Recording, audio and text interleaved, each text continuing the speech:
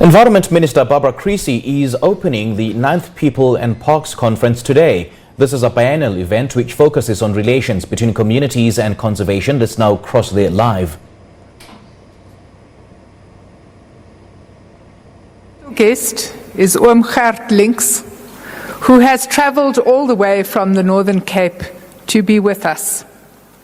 And the significance of his presence, as you have heard, is that he is a founder member of People and Parks, and he is one of the community leaders who initiated the inclusion of communities in the management of protected areas at the first World Parks Congress in Durban in 2003.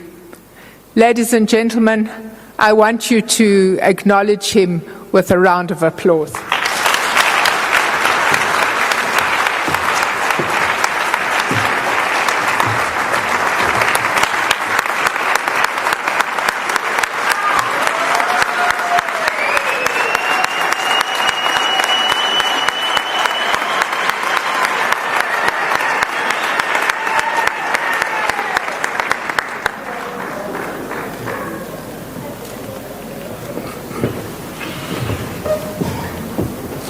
Now, as you have heard, ladies and gentlemen, it was at that Congress in 2003, that Congress that was opened by none other than our former and late President Nelson Mandela, that decided that people living in and around protected areas should participate in their management. This statement followed what was known as the Cape Vidal Memorandum, where 12 communities from across South Africa gathered at Isimangaliso Wetland Park between the 5th and the 7th of September 2003 to discuss and reach clarity on land ownership and rights. In the resulting Cape Vidal Memorandum, community representatives agreed that their land could be managed for conservation in perpetuity, provided, and this is a very important condition, that they were actively involved in the process and that they benefited from this process. Today, the Cape Vidal Memorandum remains a living document, an agreement that brings hope that a more progressive and humane approach that does not view nature as divorced from communities will continue to be implemented. A view that recognizes the interdependence between nature and communities, a view that must continue to be implemented today. Now, you have heard, ladies and gentlemen, that we have 5 or 6 key pillars of the People and Parks program, namely co-governance, economic development, capacity building and awareness, community stewardship, and the restoration of land rights to their rightful owners. And it's important today that we reflect on the journey that we have traveled with regard to each of these key pillars, and that we together over the next few days develop policy options and mechanisms to enhance stakeholder access and benefits to natural resources, participation and governance, and find ways to unlock access to land and strengthen opportunities for economic benefit. Now, ladies and gentlemen, in fostering better cooperative governance over our protective areas, in 2010, the Department of Forestry, Fisheries and the Environment launched the National Co-Management Framework aligned to the National Environment Management Protected Areas Act, or what we call NEMPA, to provide a coherent national guideline for the co-management of protected areas restored in terms of the Restitution of Land Rights Act. Since the inception of the co-management framework, 46 co-management agreements have been signed and implemented, with varying degrees of success with regard to benefits accruing to local communities. This now involves 52 community legal entities, such as communal property associations, trusts, and traditional councils. The review of the framework has been undertaken to assess its implementation for continuous improvement. With regard to the representation of communities in decision-making forums, it is noteworthy that some of the management authorities have started appointing community members to their boards as part of the co-management agreements. This, as you have heard from the chairperson, is one of 22 issues that were raised with myself last year. And as you have heard, we at that point arranged for People and Parks to address MINMEC so that the current MECs should be fully appraised of historical decisions and assist us in ensuring that there is representation on management authorities. With regard to economic development, much progress has been achieved since 2018, when President Ramaphosa attended the 8th People and Parks Conference, which coincided with the launch of the Biodiversity Economy Lab Pakisa Outcomes in Thohoyandou, Limpopo. Through the Biodiversity Economy Program, the Department is supporting the expansion of the wildlife and bioprospecting economies in line with government's sustainable development and use of natural resources policies. Plans are afoot to implement pilot projects on bioprospecting in 19 traditional authorities in the Eastern Cape and Limpopo that will result in 2,455 community members getting temporary relief opportunities through the presidential economic stimulus. Furthermore, the implementation of just over 1 billion rand in infrastructure investment in protected areas has commenced, with various projects at different stages of planning. There are over 50 projects within protected areas across our 9 provinces, and this investment is projected to create at least 23,000 work opportunities for communities once contractors get on the ground over the next 2 years. In empowering communities and individuals emerging within the wildlife economy, the Department has developed the National Game Donation Framework. To date, 354 head of game have been donated to emerging game farmers in Groot Mariko, despite the challenges posed by the COVID-19 pandemic. The partnership that we are currently concluding with the Department of Defense will enable qualifying communities and previously disadvantaged individuals to receive an additional donation of 6,500 head of game as part effort to transform the wildlife sector. We have also developed the first ever game meat strategy in partnership with the Departments of Agriculture, Land Reform and Rural Development, the Department of Trade and Industry and Competition, and the Department of Health.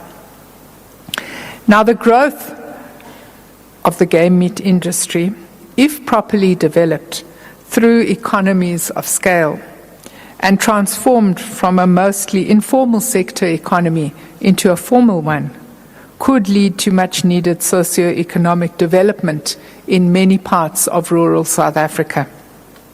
If properly coordinated and communicated, there is potential for communally owned land that is currently used for intensive cattle grazing to be used for grazing plains game, such as antelope.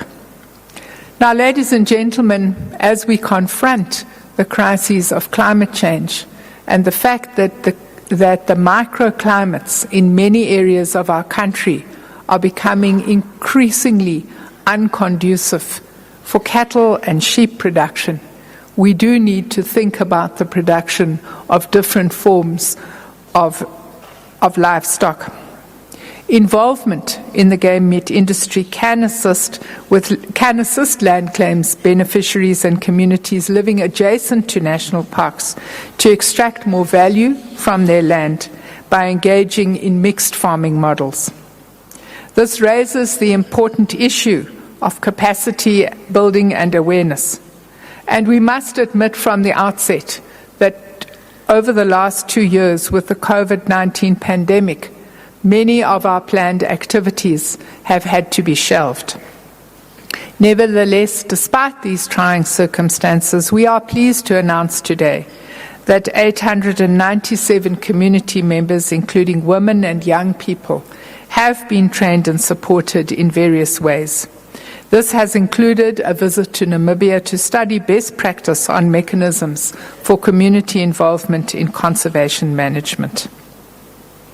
Now, ladies and gentlemen, in September 2002, Minister Toko Didiza initiated a process that sought to explicitly address the settlement of restitution claims in protected areas and state forests. This land reform program has enabled those who were dispossessed of land for political reasons to reclaim their land in terms of laws governing land restitution. This has included numerous claims on land within provincial protected areas, land within national protected areas such as the Kruger Park and Isimangaliso, and land in a number of state forests. But as you have heard today, we must acknowledge that there have been a number of land claims that remain outstanding in protected areas. In this regard, I have tasked the incoming board of SANParks to review these cases with the aim of giving new impetus to resolving long outstanding claims. We hope these initiatives will soon bear fruit, and we are looking forward to making announcements in this regard very soon. Ladies and gentlemen, there is also a need, if we want to succeed in assisting communities to benefit from the protected estate, we have to do things differently. And that means entering in to what is known as the New Deal for people and nature. Now, I believe that the report of the high-level panel that was handed over to me last year gives us a very clear way forward on how to address key sector challenges. The high-level panel consulted people and parks, as well as traditional leaders, traditional healers, and communities adjacent to the Big Five protected areas in Northwest, Limpopo, Mpumalanga, KwaZulu, and the Eastern Cape. The voices of these stakeholders have a strong presence in the report and informed many of the recommendations. The high-level panel highlighted the importance of transformation of the sector with empowerment and capacitation of communities living with wildlife and recognition of their traditions and cultures as practiced through the traditional leaders and traditional healers. The high-level panel recommended the development of a white paper on conservation and sustainable use of South Africa's biodiversity and indicated the need for a shift to an Africanized conservation approach that embraces the diverse cultures, traditions, and knowledge systems in South Africa, as well as values such as Ubuntu. This white paper must ensure transformation with access and beneficiation by communities adjacent to protected areas, as well as for previously disadvantaged individuals. I'm pleased to inform people and parks that such a draft white paper has been approved by MINMEC for submission to Cabinet in due course. The high-level panel identified the importance of ensuring access to protected areas by communities in order to create meaningful value chains through community, small and micro enterprises, especially those in the ecotourism sector. The department has already initiated a process to develop the National Framework on Biodiversity Sector Transformation, and we expect to commence with stakeholder engagements in the beginning of the 2022 financial year, which, by the way, starts tomorrow. The high-level panel report also highlights concerns over human-wildlife conflict, especially for communities living adjacent to protected areas. The department has initiated a large global environment facility-funded project to try and understand and resolve these issues, and consultation is already underway for the implementation of this project. I will ensure that the department fully consults people and parks to feed into all stages of this work and to strongly influence the outcomes. Now, ladies and gentlemen, partnerships are key to the success of the People and Parks program. Last year, I had the opportunity to engage with the late chairperson of the National House of Traditional and Khoisan leaders, Nkosi Mahlangu. May his soul rest in peace. And this led to the signing of a memorandum between my department and the Department of Traditional Affairs under COCTA this month. The Memorandum of Understanding will see all our branches working closely with the Department of Traditional Affairs to address some of the challenges confronting communities across our country. I similarly had bilateral engagements with the Minister of Small Business Development, which again led to the signing of a Memorandum of Understanding. This partnership will see some of our small enterprises receiving the support they need from the Department of Small Business Development. Today, you have seen the close working relationship between myself and Minister Didiza. We have just concluded another Memorandum of Understanding that will pave the way for the seamless alignment of legislation and cross-departmental collaboration in a whole number of areas that affect both of our work. Similarly, the Memorandum of Understanding we have concluded with the Department of Science and Innovation and Trade and Industry and Competition paves the way for supporting our emerging bioprospectors and biotraders across the value chain through the Bioproducts Advancement Network of South Africa, or what is known as BioPanza.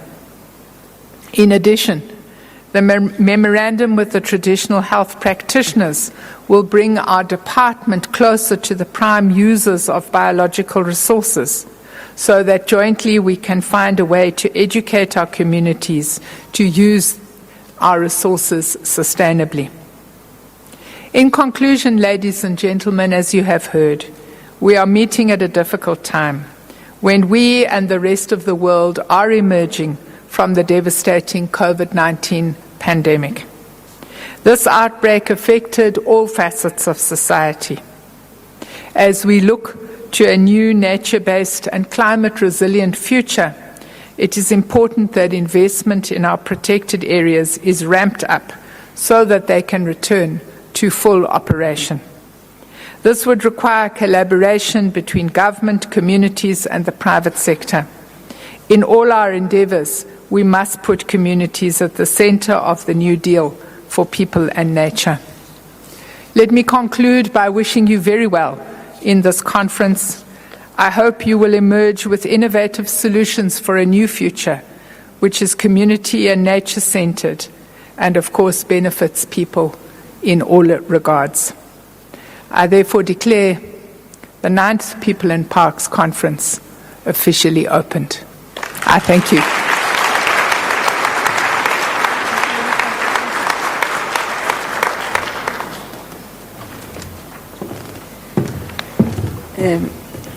Thank you very much, Minister.